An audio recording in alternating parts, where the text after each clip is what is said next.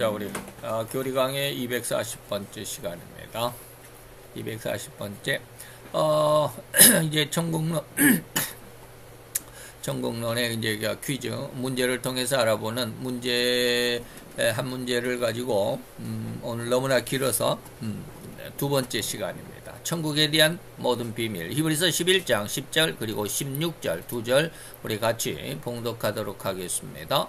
이는 하나님의 경영하시고 지으실 터가 있는 성을 바랐음이니라. 저희가 이제는 더 나은 본향을 사모하니 곧 하늘에 있는 것이라. 그러므로 하나님이 저희 하나님이라 일컬음 받으심을 부끄러워 아니하시고 저희를 위하여 한 성을 예비하셨느니라. 아멘. 자, 오늘 이 말씀을 가지고 이제 그 문제, 7번째 문제, 성도가 그리스도와 함께할 도성 천국이죠.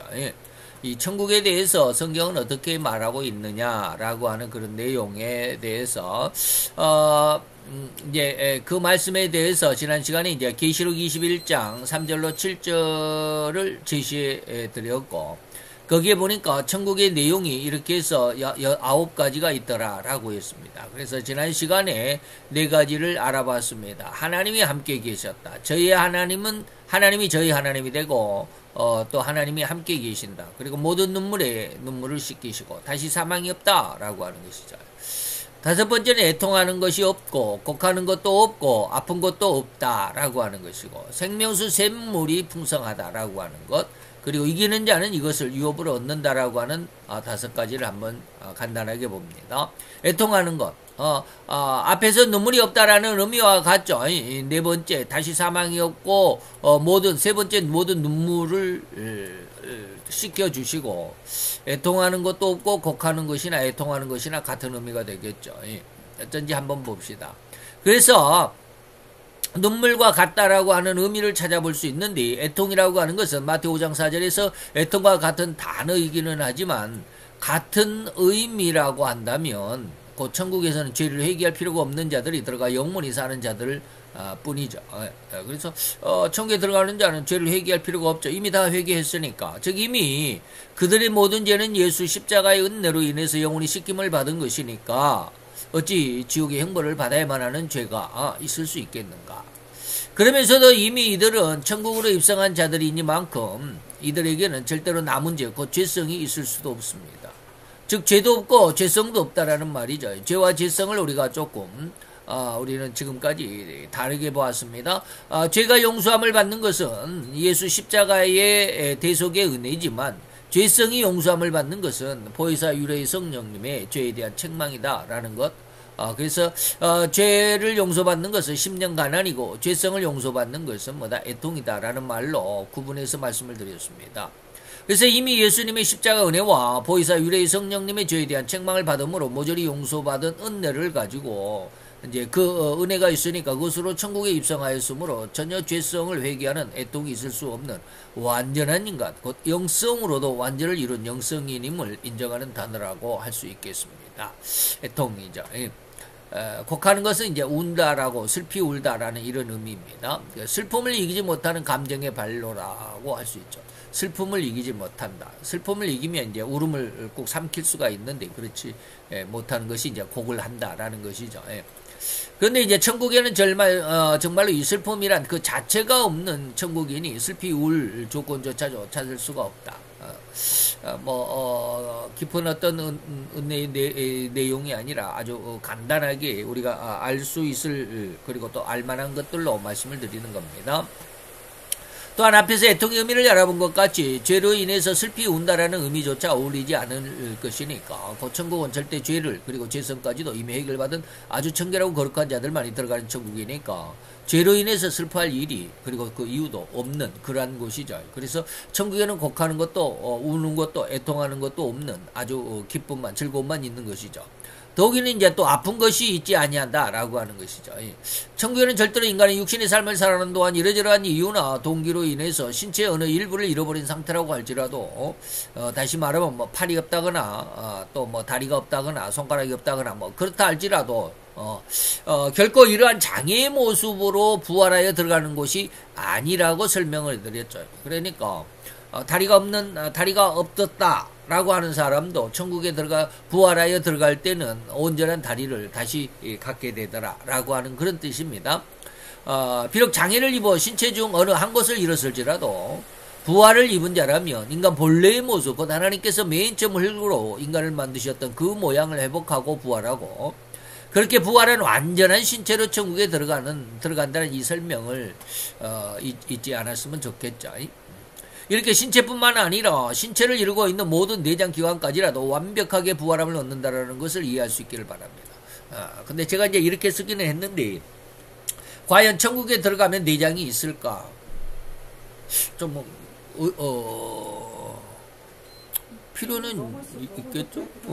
근데 천국에서는 뭐 좀 지저분하다라고 할 수도 있지만 화장실이 없다고 그러죠.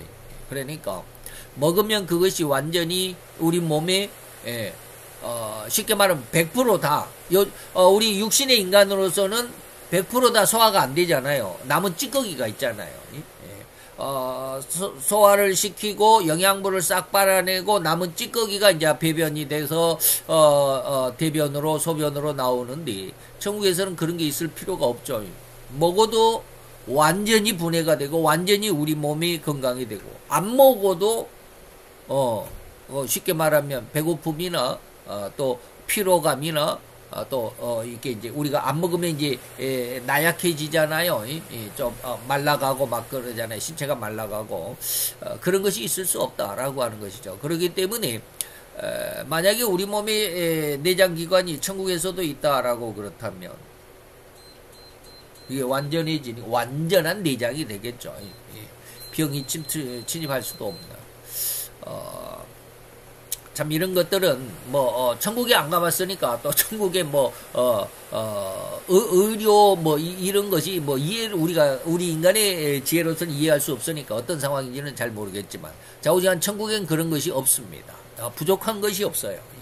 부족이라는 단어 자체가 없습니다. 완전입니다. 그렇기 때문에 내장기관까지라도 완벽하게 부활함을 입는다. 완전한 이 말이죠. 그래서 아마 천국에서는 화장실이 없지 않을까.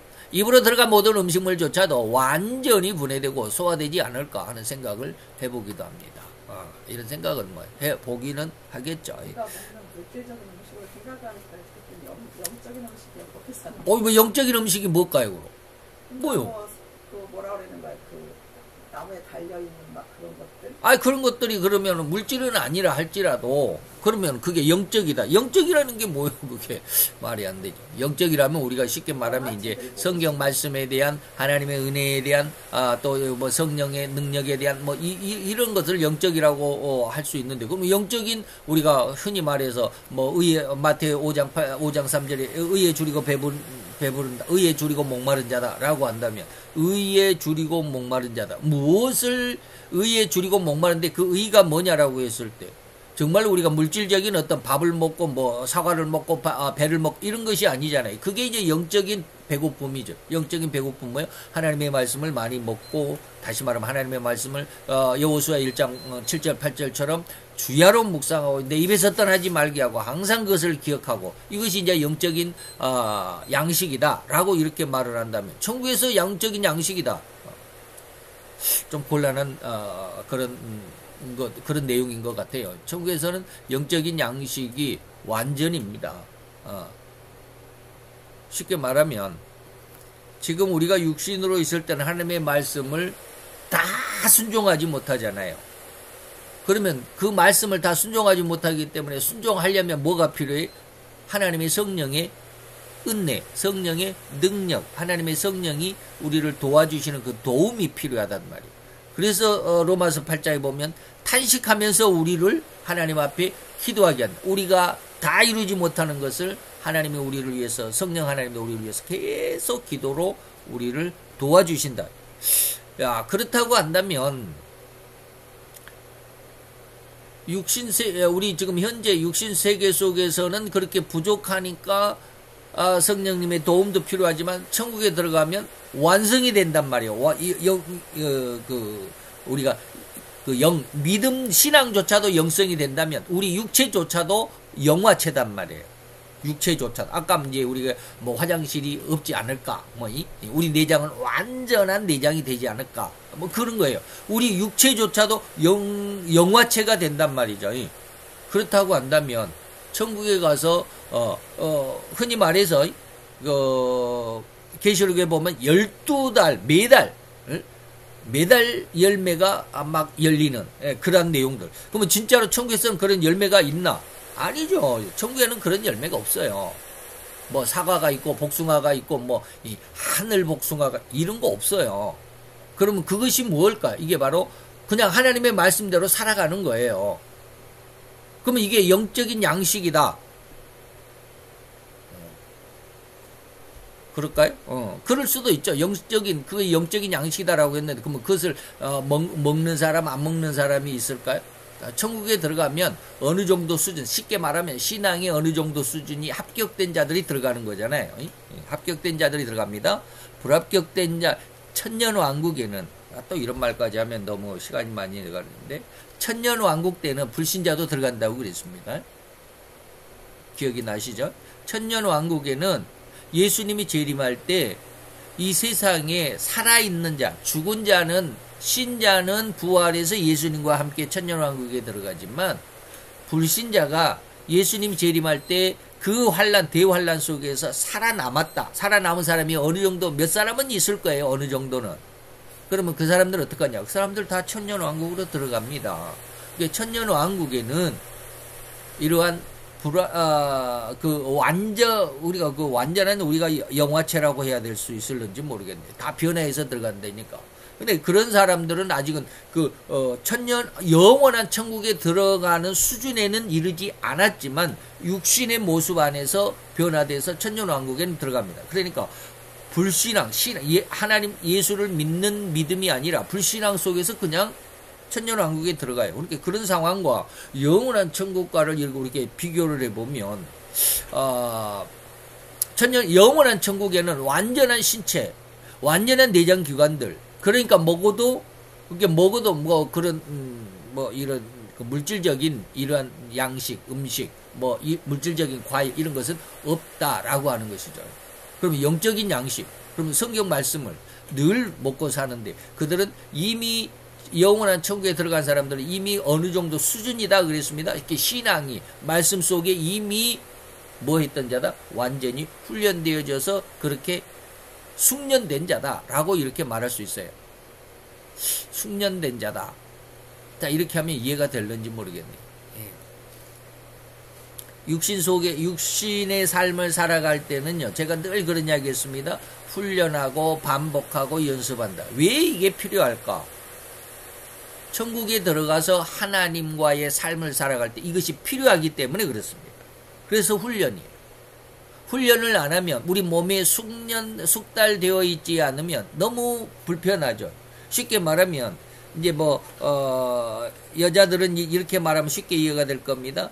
처녀 때는 이게 부엌일을 잘 많이 안 하죠. 엄마가 다 해주니까. 그래서 시집을 막 딱 가고 나면 남편과 자기와 남편의 음식을 해야 되는데, 처음에는 굉장히 이게 안 해보니까, 훈련되어 있지 않으니까, 연습해보지 않으니까, 칼질하는 것도 좀 어렵잖아요. 좀 버벅거리잖아요. 그런데, 나중에 이제 결혼 생활이 오래되면 요리하는 것도 이제는 제대로 숙련되어 있다, 이런 뜻이에요. 그것을 잘 이해할 수 있으면 좋겠습니다. 그래서 이 세상을 살아갈 때 우리는 하나님의 말씀을 연습하고, 반복하고, 또 반복해서 계속해서 하나님의 말씀을, 하나님에 대해서 공부하고, 하나님에 대해서 우리가 또 기도하고, 이런 것들은 왜 이게 필요하느냐? 천국에 들어가서 그런 것들이 그냥 평탄한 삶이 되게 하기 위해서, 이것을 우리는 영원한 생명이다, 영원한 삶이다 라고 말하는데, 그 삶을 살아가기 위한 조건이 지금 우리가 육신의 삶을 살아갈 때 훈련하고 반복하고 연습하는 것이다 라고 이렇게 제가 가끔 말씀을 드리는데, 바로 그런 뜻인데, 천국에 들어가면 이 물질적인 음식은 없습니다. 없어요. 그러면 영적인 양식이다. 영적인 양식이다. 다시 한번 잘 기도를 해봐야 될 그런 내용이네요. 영적인 양식이 뭘지. 물론 하나님의 말씀이지만 천국에 가면 성경책은 없습니다. 성경책은 없습니다. 잘 한번 고민해서 한번 기도해 보시기를 바랍니다. 자, 어쨌든지 넘어가 봅시다. 이렇게 천국에 들어가면 우리의 육신조차도 완전한 신체, 그리고 우리의 내장조차도 완전한 내장 기관들이라고 하면 다시 아픈 곳이 없어야만 완전하다고 할 수 있죠. 완전한. 근데 완전히 아니니까, 부족하니까 질병이 생기기도 하고요. 뭐 이렇게 잘라내면 손가락을 다쳐가지고 잘라냈다 그러면 손가락이 다시 안 생기잖아요. 다시 원상복구가 안 되잖아요. 육신 속에서는 그렇습니다. 그러나 천국에서는 그런 게 있을 수가 없다. 그렇기 때문에 근심 걱정이 있을 수 없다. 이런 뜻이겠죠. 그래서 천국의 삶, 다시 말하면 이 어느 시각에 아프게 오기도 하고 다시 사고로 인해서 잃어버린다면 우리는 천국이 완전하다라고 할 수가 없겠죠. 천국에는 그런 어떤 것이 없다 이 말입니다.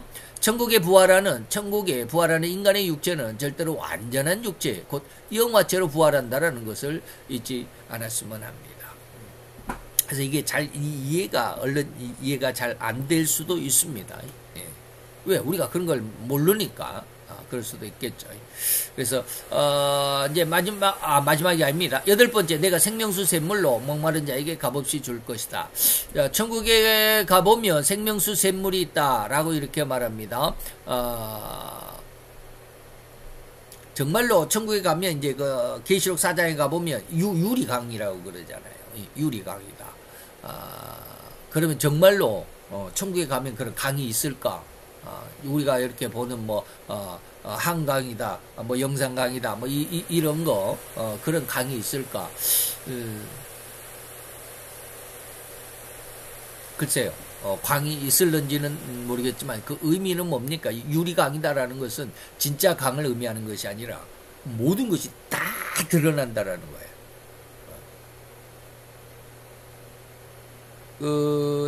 천국에서는 죄를 감출 수가 없다 그러죠. 이제 이런 예화가 있습니다. 썬다싱도 그런 이야기를 하더라고요. 썬다싱도 그런 이야기를 합니다. 뭐냐면, 천국에 가면 죄인들이 왜 천국에 없느냐, 이 말이에요. 왜 천국에 가면 의인들만 있을까? 왜 죄인들은 천국에 없을까? 왜 없을까요? 하나님이 죄인들은 못 들어가게 했으니까 없을까요? 그 이제 우리가 흔히 말하는 심판에 대해서 너는 예수를 잘 믿었으니까 의의 심판. 그래서 천국. 너는 예수를 안 믿었으니까 맨날 나쁜 짓만 했으니까 하나님의 말씀을 순종하지 않고 불순종했으니까 너는 심판의 부활 했으니까 너는 지옥. 이렇게 하나님이 이렇게 구분했을까요? 물론 성경에는 그렇게 말을 하고 있습니다. 우리가 그렇게 이해를 할 수 있는 것이에요. 그런데 썬다싱이 뭐라고 그러느냐 하면 저도 우리 스승님에게 그렇게 배웠습니다. 뭐냐면 천국에는요 악인들이 들어오라고 그래도 문을 활짝 열어놔도 들어올 수가 없습니다. 왜 그럴까요? 천국에 딱 들어가면요 모든 것이 투명하다. 이게 다 보인다. 그랬다 해서 사람이 이렇게 유리처럼 우리 몸이 그렇게 된다라고는 생각하지 않지만, 그렇다고 그래요. 죄인이 천국에 딱 들어갔는데, 그 유리강이라고 하는 것을 건너가는데, 의인들은 다 하였습니다. 이게 점이 하나도 없어요. 파리똥만한 이제 죄가 점이라고 한다면, 파리똥만큼 어두운 것이 없이 그냥 너무너무 투명하게 그래서 다 건너가는데 죄인은 이 강 앞에 딱 가니까 자기 마음속이 온통 시커멓거든요. 그래서 저 사람은 아무것도 없이 그냥 깨끗한데 나만 이렇게 시커머니까 그냥 손으로 이렇게 이렇게 한번 감춰봤어요. 덮어봤어요. 손으로. 그랬더니 손도 너무 투명하니까 손을 통과해서 또 시커먼 자기 마음이 보이는 거예요. 그래서 왼손을 또 덮어보고 오른손을 또 덮어봐도 안 덮이더라는 거예요. 그래서 너무 당황한 나머지 자기가 이리저리 바위 틈에도 숨어보고 나무 뒤에도 숨어보고 그래도 자기 모든 것이 다 드러나게 되니까 결국에는 자기가 들어왔던 천국문 밖으로 발걸음을 내딛고 그 천국문을 딱 나오니까 그 새카만 자기 죄가 안 보이더라는 거예요. 그래서 거기에서 휴 하고 한숨을 쉬었다라는 이러한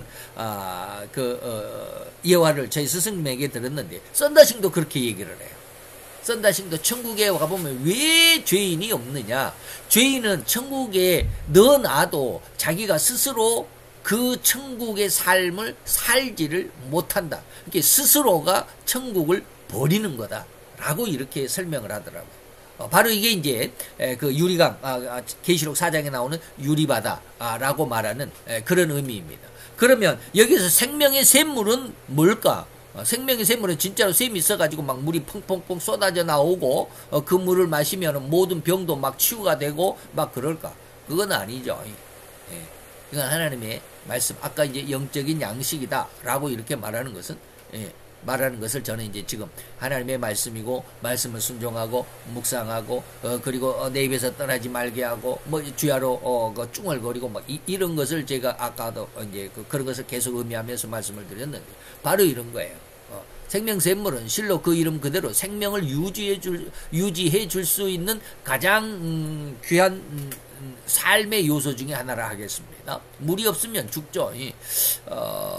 그래서 마태복음 7장에 가보면 뭡니까 그 6월절의 맨 끝날에 예수님께서 이걸 큰 명절이라고 그러는데 그때 이제 성전에 가가지고 크게 이제 설교를 하시잖아요. 그럴 때 너희들이 나를 믿으면 너희 뱃속에서 뭐가 넘쳐 흐른다? 생명의 샘이 넘쳐 흐른다 라고 말합니다. 생수가 넘쳐 흐를 거야 라고 말씀하셨는데 그 생수가 뭐냐? 바로 성령의 은혜입니다. 바로 이것이 그런 내용입니다. 하나님의 말씀이고 성령의 역사입니다. 그래서 생명의 근원인 하나님께서는 그의 백성에게 이러한 생명수에 대한 약속을 계시록 7장에 뭡니까? 어린 양이 저희의 목자가 되셔서 생명수 샘으로 인도하신다. 계시록 21장에 보니까 내가 생명수 샘물로 목마른 자에게 값없이 줄 거야 라고 말합니다. 22장에 가보면 수정같이 맑은 생명수의 강을 내게 보이니 좌우에 생명나무가 있어서 12가지 실과를 맺는다. 진짜 과일나무가 아니다 이 말입니다. 계시록 22장 17절에 보니까 원하는 자는 값없이 생명수를 받을 수 있다라고 이렇게 말하는 것이죠. 그러니까 이거는 성령의 은혜로 살아가는 자들, 오직 하나님과 함께 가는, 그래서 성령의 하나님의 말씀이다라고 말씀과 하나님의 말씀이기도 하고 성령의 역사이기도 하고 이런 것을 이해할 수 있었으면 좋겠죠.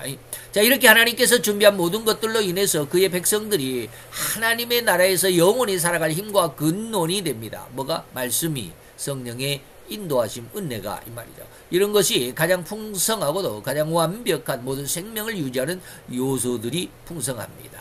마지막 이기는 자는 이것들을 유업으로 얻을 거야 라고 그랬는데 이제 이러한 가장 풍요롭고 가장 완벽한 삶의 요소들을 얻을 수 있는 자는 오로지 뭐요?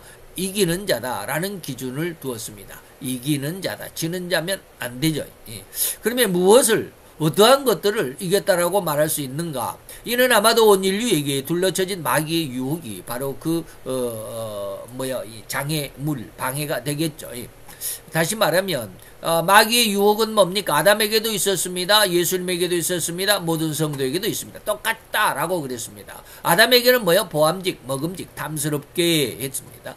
예수님에게는 뭐요? 돌이 떡이 되게 해라. 높은 성전 꼭대기에서 뛰어내려라. 천하 만국의 모든 군세와 영광을 줄 테니 내게 절해라. 라는 것이 없고 모든 성도들에게는 똑같이 육신의 정욕과 안목의 정욕과 이생의 자랑으로 이 육신의 삶을 살아가게 되는 것입니다. 그래서 오로지 이러한 세 가지가 이 세상과 세상 법칙이라고 할 때 이 모든 삶의 여정과 삶의 요소들을 이겨내야만 한다라는 의미로 해석할 수 있어요. 다시 말하면 이거 세상을 이겨낼 수 있어야 합니다. 근데 이길 수 있는 사람이 아무리 신앙이 좋다고 해도 그럴 수 있을까요? 그럴 수 없습니다. 그래서 제가 요즘에 이제 썬더싱에 대해서 많이 성경이 아니죠. 썬더싱의 생에 대해서 많이 읽은다고 그랬죠. 그런데 제목이 세 가지. 히말라야의 눈꽃, 그 다음에 그 발 앞에 엎드려, 그 다음에 썬더싱의 정기. 이게 세 가지 책인데 썬더싱의 전기하고 그 발 앞에 엎드려라고 하는 책은 같은 책이에요. 근데 이제 번역하는 사람이 그것을 그 뭐라 그럴까 번역하고 집필하는 사람이 그 발 앞에 엎드려는 상당히 간략하게 그 내용이 되어 있더라고요. 이것을 좀 더 자세하게 기록해 놓은 책이 썬더싱의 생애다라고 이렇게 생각이 되더라고요. 뭐 내용이 똑같으니까. 근데 이제 히말라야 눈꽃은 조금 이제 내용이 다르지만 어쨌든지 그 안에서 제가 이제 고민하는 게 바로 이런 것들이에요. 오늘날 정말로 하나님 앞에 그렇게 훌륭한 뭐 또 이렇게 이야기하면 다 반대하냐라고 이렇게 말할 텐데 정말로 훌륭한 신학자들, 목회자들, 설교자들 뭐 이런 모든 사람들의 모습 안에서 정말로 하나님이 그 사람들을 즐거워하고 기뻐할 수밖에 없을 것인가 라고 하는 거예요. 제 말이 무슨 말인지 이해가 돼야 됩니다. 다시 말하면 오늘날 목회자들을 하나님이 다 기뻐하시냐? 그렇지만은 않다라는 거예요. 그렇지만은 않다. 그래서 썬더싱이 그런 것을 많이 이야기를 해요. 어쨌든지 그렇습니다. 그래서 이 세상과 세상의 법칙을 이겨야 되는데 이런 것들을 이겨야만 하는데 이겨낼 수 있는 게 제가 간혹 가다가 그렇게 이야기를 하지만 신앙과 신학은 다르다. 근데 우리 인간의 눈은 뭘 봐요? 신앙을 볼 수가 없으니까 신학을 보는 거예요. 신학을 봐. 학문을 보. 그 사람이 쉽게 말하면 학벌을 보는 거예요. 그 사람이 뭐 어떤 대학의 석사다, 어떤 대학의 박사다라고 하는 그런 학위를 보는 거예요.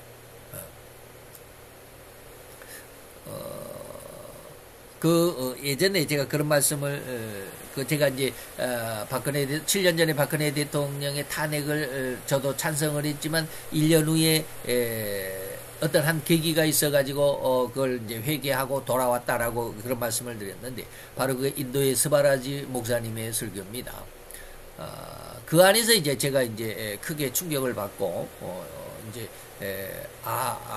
이게 좌파가 이런 거구나라는 것을 이제 깨닫고 돌아왔다라고 그랬는데, 그 스바라지 목사님이 어느 날 이런 설교를 한번 하더라고요. 그 스바라지 목사님도 학위가 없어요. 학위가 없어요. 근데 이제 박사학위가 지금 하나 있다고 그러는, 학위가 없다는데 왜 박사학위가 있다고 그러냐. 학위가 없는데 전 세계적으로 이렇게 돌아다니고 설교를 하고 전도를 하고 하다 보니까 미국에서 어떤 학교에서 박사학위를 준다고 해서 나 박사학위 필요 없다. 근데 자꾸 옆에서 그렇게 공고를 하더랍니다. 여기저기 돌아다니려면 그냥 학위가 없는 것보다 학위가 있는 게 낫지 않느냐라고 해가지고 다 거부를 했는데 누구 한 사람이 그렇게 친한 목사님인지 목사님이 와가지고 콕 하나 받으라고. 그러면 이제 하나님 앞에 기도해 보겠다라고 그랬답니다. 그래서 하나님 앞에 기도했습니다. 하나님, 이런 대학에서 박사학위를 받으라고 그러는데 어떻게 할까요? 라고 이렇게 기도를 했더니 하나님이 묻더랍니다. 예수님이 딱 나타나다. 너 그거 왜 받으려고 그러니? 너 그거 박사학위 받아갖고 뭐 하려고 하니? 라고 묻더랍니다.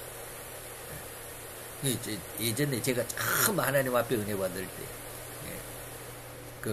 교회 막 부흥시켜달라고, 한 1년 가까이를 기도를 했더니 하나님이 탁 나타나서 처음 묻는 물음이 그거였습니다. 너 교회 부흥하면 뭐 할래? 이거다가 똑같아. 너 교회 부흥하면 뭐 할래? 그런 거하고, 이 스바라지 목사님에게 너 그 박사학위 받아서 뭐 할래? 라고 묻더라는 거예요. 그러니까 내가 박사학위 받았다고 이렇게 뻐길 거는 아니고 사람들에게 이렇게 뽐낼 것은 아니고 그냥 벽에 이렇게 딱 걸어 놓을까요? 그랬대요. 대답이 그랬대요. 벽에 이렇게 그냥 이렇게 액자 해갖고 걸어 놓을까요? 이렇게 했더니 예수님이 그러더랍니다. 그래. 그러면 그 종이 쪼가리 그거 벽에다 붙여놔라. 라고 이렇게 응답을 하셔가지고 박사학위를 받았대요. 제가 지금 무슨 이야기를 하는지 여러분 이해가 되십니까? 지금 예수님은요, 박사학위를 뭐라고 그랬어요? 그냥 종이짝이라고. 종이 조각이야. 하나님에게는 아무 소용이 없어. 그러나 사람들에게는 인정을 받을 수가 있죠. 얼마나 수고했습니까? 얼마나 공부를 하고 그냥 그 수고와 노력을 인정을 해주잖아요. 그래서 학위를 주고 너는 석사야, 너는 박사야라고 인정을 해주는 거는 좋지만 하나님 앞에는 그냥 종이 쪼가리야 라고 말하는 것입니다. 자, 우리가 뭘 해야 하냐면 세상 속에서 이 모든 삶의 여정과 삶의 요소들을 이겨야만 한다라고 하는 겁니다. 그래서 과연 우리가 하나님의 뜻대로 온전한 모습으로 우리가 변화되어서 우리 신앙이 성장할 수 있는 사람이 있을까? 참 곤란한 문제죠. 정말 열심히 해야 됩니다. 교회 그냥 흐지부지 왔다 갔다 해서는 안 됩니다. 기도한다고 그래서 다 그 기도가 하나님 앞에 상달된다, 하나님께서 응답하신다라고 착각해서도 안 됩니다. 하나님이 내게 기도 응답했다고 해서 야 나는 하나님 앞에 기도 응답받는 사람이야, 내 기도는 이런 진짜 기도야 라고 착각해서도 안 됩니다. 발람은 하나님 앞에 기도할 때 즉각 응답을 받은 사람이에요. 하나님, 고울왕 사신들이 왔는데 갈까요? 가지 마라. 그 다음에 또 두 번째로 왔습니다. 하나님, 이렇게 왔는데 또 갈까요? 야, 지난번에 가지 말라고 그랬는데, 그러면서 하나님이 뭐요? 그러면 가라. 기도할 때마다 응답받은 사람이에요. 천사도 봤어요. 하나님이 내 기도를 응답했다고 해서 내가 진짜 훌륭한 신앙이다 라고 착각하지 말라라고 하는 것입니다. 다시 말하면 우리가 이겨야 할 게 뭐냐라고 하는 거예요. 무엇을 이겨야 되느냐라고 하는 거예요. 이거 잘 이해할 수 있고 깊이 기도하셔야만 하고요. 많은 것을 공부해야 됩니다. 그래도 공부한다고 해서 공부가 하나님의 영광을 드러낸 건 아닙니다. 아까 이제 뭐 석사가 어떻고 박사가 어떻고 그랬는데 박사기를 예수님이 종이 쪼가리라고 그랬다고 그랬잖아요. 공부하는 것이 우리의 신앙을 높이는 건 아닙니다. 정말로 우리는 정말 올바른 정확한 하나님의 의도를 발굴한다는 말을 제가 좀 자주 쓰는데 발굴해야만 하는 그런 신앙으로 성장해야 됩니다. 그게 뭐요? 이기는 것입니다. 그게 이기는 거예요. 그래서 이러한 모든 것들을 이기는 모습을 주님은 이기는 삶이라고 하셨고 이러한 삶을 살아갈 수 있는 권능을 주시겠다라고 약속했습니다. 우리들은 그냥 이기라고만 한 것이 아니라 이길 수 있는 능력을 주신대요. 이것을 받아야 됩니다. 들어갔습니다. 성도는 반드시 이 세상을 이기는 권능을 얻는 신앙이 되어야만 할 것입니다. 계시록 12장 10절로 11절입니다. 또 여러 형제가 어린 양의 피, 예수 그리스도의 대속의 십자가의 보혈이죠. 그 다음 이 어린 양의 피와 자기, 다시 말하면 성도 자신이 강력하고 확신함으로 증명했던 그 복음, 자기의 증거하는 말, 예수를 정확하게 증거하는 말을 인하여 저를 다시 말해 온 세상을 하나님 앞에 참수하던 마귀를 이기게 된다라는 것입니다. 우리가 세상을 이기는 큰 힘이 뭐예요? 예수의 피입니다. 그 다음에 자기의 의입니다. 의 증거입니다. 다시 말하면 내 신앙의 근간입니다. 이것이 뭐예요? 저를 이긴다. 다시 말하면 마귀를 이긴다라는 거예요. 자, 인간이 세상을 그리고 삶을 살아가노라면 엄청나게 많은 수없이 많은 이러저러한 일들, 곧 나 자신을 힘들게 하고 짜증이 나게 하고 열불이 나게 하면서 감정을 폭발할 수밖에 없는 이러한 일들이 얼마나 많은가 말이에요. 이렇게 셀 수조차 없을 만큼 많은 각가지의 일들, 그런 감정 폭발하는 일들, 과연 아무런 감정도 일어남이 없이 혈기를 드러내는 것조차도 없는, 그래서 아주 평온하고 안정된 삶을 살아갈 수 있는가 이 말이에요. 이게 진짜거든요. 이게 진짜 영성인데요. 저는 막 이제 우락부락하니까 그래서 이러지 못한다라고 아주 그냥 대놓고 여러분들에게 많이 말씀을 드리지만 정말로 이러한 그 모습을 그냥 머리로 상상하는 상상 속에서의 신앙이라고만 생각하지 말고요. 이길 수 있는 신앙이 있어야 합니다. 이건 가능하거든요. 예. 근데 이거는 뭐요?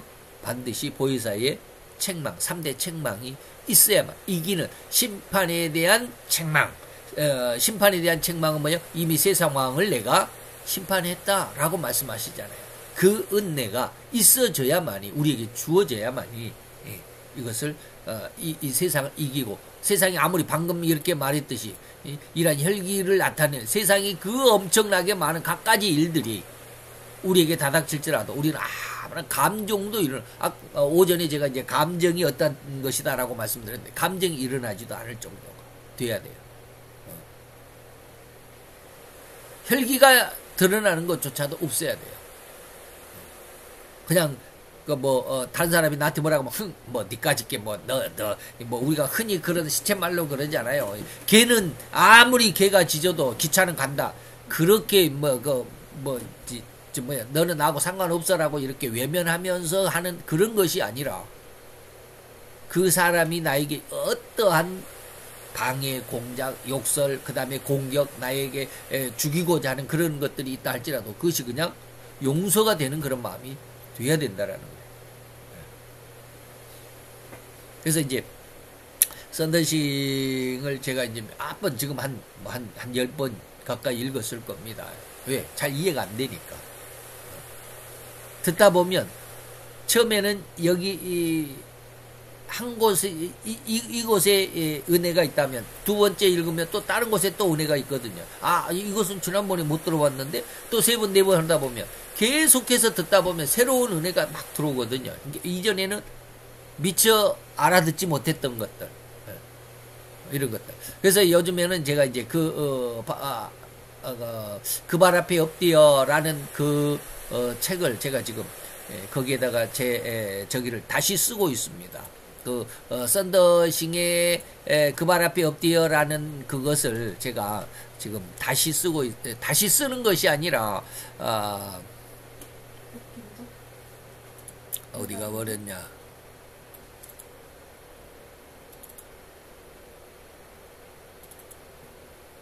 이건 지금 제가 다시 이제 편집을 하고 있습니다. 편집을 하는데, 여기서 이렇게 이제 요거는 지금 조금 글씨가 이렇게 끼우러져 있죠. 이걸 이제 끼우러져 있습니다. 이런 거는 원래 책에 있었던 것입니다. 근데 이거는 똑바로 써 있습니다. 그러면서 이게 백황영 목사 주라고 제가 주를 달아놨습니다. 왜 이 성경 이것을 읽으면서, 이 부분을 읽으면서 저에게 주신 하나님의 은혜는 마태오 19장 22절이다라는 거예요. 그때 무리 가운데서 고운 밀가루로 만든 빵과 같이 훨씬 더 좋은 음식을 갖고 있었던 오병이어의 기적입니다. 부유한 자들도 많았습니다. 그러나 오직 이 어린아이가 그 도시락 하나를 내놨다 이 말입니다. 그러나 이들은 자신이 가진 것을 내놓을 의사가 없었다. 썬더싱은 그렇게 지금 해석을 하고 있는, 오병이어의 기적에 어린아이가 도시락 하나를 내놨는데 그 5,000명 중에서 자기 더 맛있는, 더 고운 밀가루로 만든 더 맛있는 빵, 더 좋은 음식을 갖고 있었던 더 부유한 자들도 그 속에는 많이 있었습니다. 그러나 그 사람들은 다 자기 것을 감추고 있었다 이 말이에요. 그런데 보잘것없는 보리떡 5개, 물고기 2마리를 가지고 있던 어린아이가 이 도시락을 내놨다 이 말이에요. 이들은 그래서 자신의 것을 내놓을 의사가 없었다라는 이 말씀을 들으면서 저에게 주신 하나님의 은혜는 그 청년이, 여기 부자 청년에 대한 내용이죠. 그 청년이 재물이 많으므로 예수님께서 다 나눠주라, 가난한 자들을 위해서 다 나눠주라라고 했는데 이 말씀을 듣고 근심하여 돌아갔다. 여기에서 더 좋은 부유한 음식을 가지고 있는 부유한 자들도 있었는데 이 사람들이 바로 이런 사람들과 같다라는 의미로 저에게 왔기 때문에, 그래서 제가 이제 이런 모습을 계속 많이 썼습니다. 파란 글씨도 이제 제가 이제 여기에서 써놓은 것입니다. 타조에 대해서 이런 이야기를 한번 했습니다. 타조를 썬더싱이, 타조는 그 날개가 퇴화되어 있다, 안 썼다 이 말입니다. 거기에 대해서 제가 이제 이러한 내용을 좀 썼습니다. 즉 인간의 신체에도 이런 변화를 느낄 수 있습니다. 만약 다리를 다쳐서 몇 개월간 걷지 않는다면 그 다리의 근육은 많이 줄어들었다라는 것이죠. 그래서 이것은 진화론의 일부가 아닙니다. 진화론 어떻게 보면 타조는 날개를 안 써서 날개가 많이 그 기능이 약해지고 그래서 날지를 못한다 이렇게 해버리면 이게 잘못 생각하면 지금 그러거든요. 타조도 오랫동안 날개를 사용하지 않아서 결국에 날 수 있는 능력을 완전히 상실했다라는 이 말만 딱 들으면 썬더싱이 이거 진화론을 인정을 하나? 이렇게 생각이 되잖아요. 얼른 보면. 근데 저는 그것을 이제 제가 그걸 읽으면서 이 부분을 읽으면서 진화 타조는 이른바 퇴행성을 의미한다라고 해석이 가능한 부분이지만 이것을 진화론의 견해라고 해석하지 않아야 하는 주의사항을 제가 이제 여기다가 따로 줄을 달아놓은 것입니다. 다시 말하면 우리 인간들도 저도 이제 발을 다쳐가지고 4개월 정도 다리를 쓰지 못했을 때 아주 그냥 이 종아리가 완전히 그냥 좀 물렁물렁해져가지고 물풍선처럼 말이죠. 그래서 제가 그걸 이제 여기다가 써놨습니다. 인간의 신체에도 이런 변화를 느낄 수가 있죠. 만약 다리를 다쳐서 몇 개월간 걷지 않는다면 그 근육을 사용하지 않는다면 그 다리의 근육은 많이 줄었음을 느낄 수도 있을 것이다. 이것은 진화론이 아니야. 진화론이 아니에요. 연습과 훈련과 반복이 없었기 때문에 그 결과로 인간 스스로가 이런 것들은 반복 훈련 연습이 없었다라는 결과라는 것을 알 수 있지 않겠나라는 것으로 이제 진화론이라고 오해하지 말라라고 제가 이제 이렇게 이런 걸 많이 줄을 달아놓으면서 요즘에 이제 읽어가면서 하니까 좀 더 다른 어떤 느낌이 있어요. 아직은 다 이제 여기까지만 했네요. 73쪽 중에서 57쪽을 제가 정리해 가고 있습니다. 어쨌든지 이러한 내용들이 있습니다. 그러면서 이제 정말로 썬더싱의 읽으면서 이제 느껴지는 한 10번 정도 읽으면서 느껴지는 건 이 사람은 도대체 인간의 영혼을 이렇게 사랑하는구나. 구원시키기 위해서 이렇게 애쓰는구나. 인간의 영혼을 이렇게 사랑하는구나 라는 이런 것을 요즘에 좀 느끼거든요. 그래서 전도라는 게 그냥 전도지 나눠지는 거 이건 진짜 전도가 아니구나 이런 것을 많이 느껴요. 그래서 바로 이러한 일들입니다. 인간에게 우리의 삶 속에 셀 수조차 없을 만큼 갖가지 많은 일들이 우리에게 다닥칩니다. 이때 우리는 아무런 감정도 일어남이 없이 혈기를 드러내는 것조차 없는, 그러면서도 오직 상대방의 생명을 구원하고자 하는, 그래서 아주 평온하고 안정된 삶을 살아갈 수 있는 이것이 바로 이기는 삶입니다. 그런데 인간으로서는 절대로 이러한 삶이 불가능합니다. 오직 하나님의 은혜만이 있어야 합니다. 이러한데 하나님은 바로 이 생각이나 상상 속에서나 가능할 법한 이러한 혈기와 감정의 호리만큼도 흔들리지 않는 절대적인 평온한 삶을 살아갈 수 있다고 하신 것이다. 그게 바로 이제 보이사 성령의 3대 책망이다라는 것 잘 이해를 하시고, 천국에서는 바로 이러한 모습으로 이제 천국에서는 누가 나를 건들지도 않겠지만 건드렸다 한들 건들 사람도 없지만 건드렸다 한들 내 속에는 그런 혈기나 감정이 이미 완성되어진 오직 사랑으로만 이 말이죠. 사랑으로만 모든 감정을 다스리는 그러한 육체적으로도 그리고 또한 우리의 그 정신 영적으로도 그런 은혜가 있는 곳이다라고 말씀을 드릴 수 있겠다라는 것입니다. 이해할 수 있기를 바라고요. 기도합시다. 할렐루야. 주님, 오늘도 여호와의 귀한 은혜와 은총을 감사드리나이다. 주의 영광 앞에서 아름다운 하나님의 백성들, 하나님의 나라에 큰 기대와 큰 소망을 두고 우리의 육신의 삶을 살아가면서 그 하나님의 나라에 들어가서 살아갈 수 있는 삶의 모습을 이 육신의 삶 동안에 훈련하고 연습하고 반복하면서 하나님을 섬기는 방법, 우리가 신앙으로 살아가는 방법, 그 어떠한 의미들을 아버지께 숙달하고자 원합니다. 이 모든 신앙생활 속에, 신앙의 훈련 속에 하나님의 큰 은혜와 은총을 도와여 주셔서 더욱이는 주의 말씀에 깊은 의미와 의도를 능히 깨달을 수 있는 지혜와 지식과 총기와 총명의 주님 함께 하셔서 능히 하나님의 말씀을 믿음으로 받아들일 수 있고 믿음으로 수용할 수 있는 귀한 믿음의 아들과 딸들이 되게 하여 주옵소서. 귀하고 아름다운 신앙으로 잘 성장해 갈 수 있기를 하나님께서 잘 인도해 주실 것을 믿고 감사를 드리며 예수 그리스도의 이름으로 기도하여 싸움나이다.